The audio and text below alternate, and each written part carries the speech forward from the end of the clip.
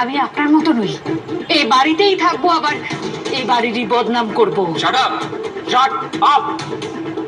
কি বদনাম করেছি আমি? কার বদনাম করেছি?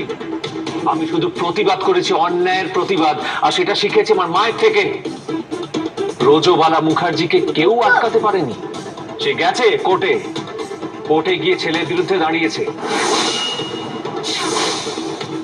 একইভাবে গীতাকেও আটকানো যাবে না, ও অপ্রতিরোধ্য।